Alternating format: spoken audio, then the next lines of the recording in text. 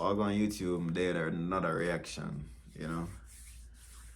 Today, I'm gonna react to this flight attendant to tell like the dark secrets about the actual job of being a flight attendant. So, all my reactions are like, this is my first time watching this video, so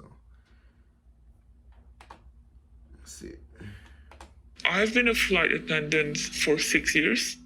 It's a hypersexualized and glorified job. Because of the intense pressure of trying to conform to the beauty standards of these airlines, a lot of flight attendants would resort to plastic surgery. I personally know a flight attendant who passed away on the surgery table from doing liposuction. What? Flight attendants do like liposuction surgery? I did not know that. Some of them would utilize drugs such as heroin, cocaine, meth, or ice to keep their weight down. You've got crews who are on psychotic medicine and they're still flying. During an emergency, you're not mentally fit to handle those scenarios. It's dog wool. You are supposed to fend for yourself. You're being prostituted to serve powerful figures. This What? So you're telling me that majority of flight attendants are prostitutes? passenger requested one of my colleagues to accompany him for dinner. And the next day, two of his bodyguards were outside of her hotel room to take her to see him. You just have to agree in order for you to still have your job. You have no power at all. Informed.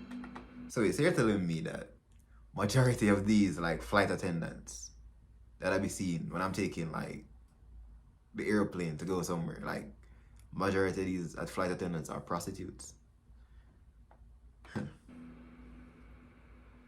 I started flying in 2012 with a full service carrier based in Asia.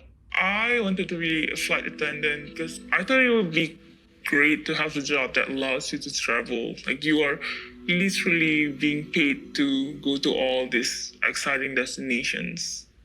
I did not foresee there's other sides of the industry. You are always trying to avoid incidents on board.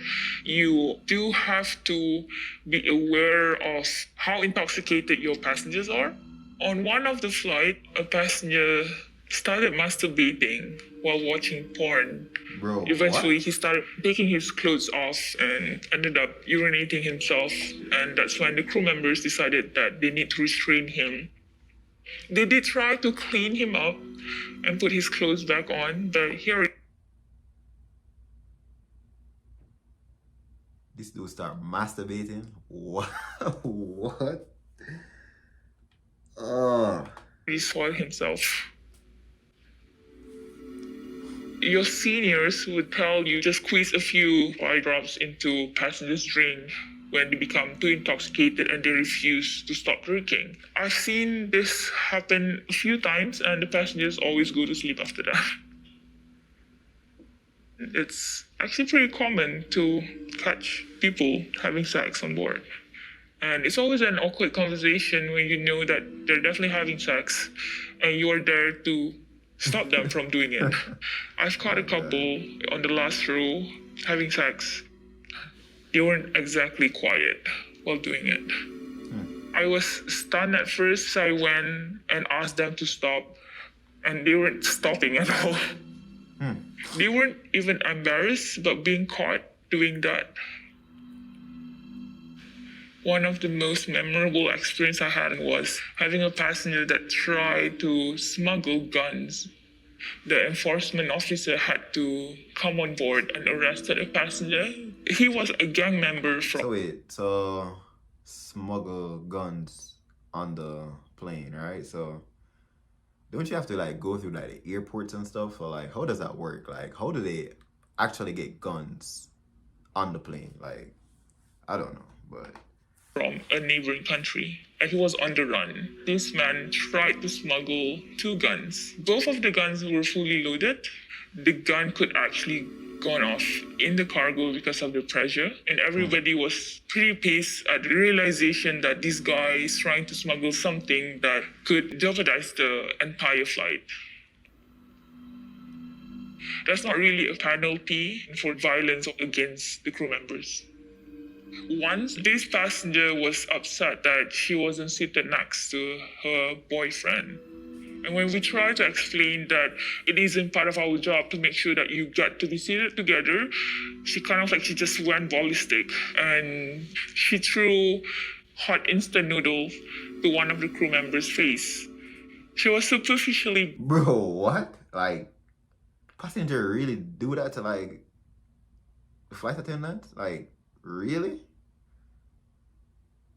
Bro, if I was a flight attendant and someone like actually threw like hot, like not even just throw anything at me, bro, we gonna fight. Burn, and then the boyfriend actually came over and started threatening to blow up the plane and try to punch another crew member. The only punishment they got was they were banned from flying the airlines again. That's the only thing they got? What? Sub-captains They should have been arrested. will be power tripping. The captain tried to get me to sleep with him. He asked if I would fancy some private time with him, in which I refused. Went up to my room, and the next thing I know, he was knocking on my hotel room door. I got scared and I just pretend as if I'm not in the room. The next day, he will make your entire trip hell just because you refuse him. The airlines are always hiring their cabin crews to be the face of the airline itself. They have a specific look. You have to look slender, slim. Every 2 years, you'll be issued the same uniform, the same size. You are expected to always be able to fit into that uniform. They have a grooming manager. You are supposed to go to the No wonder why, like, I kind of like think that's true though. Like, when I be flying, like, I be seeing mostly the slimmer type of people, the slimmer type of flight attendants.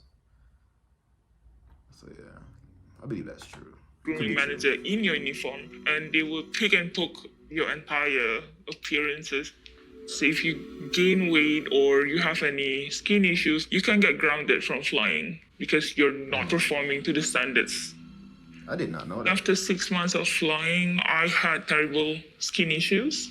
So I was grounded for a month, sent to see a dermatologist with the instruction that I have to make sure that my skin clears up before I'm cleared to fly again. A lot of flight attendants would resort to plastic surgery to maintain the way they look.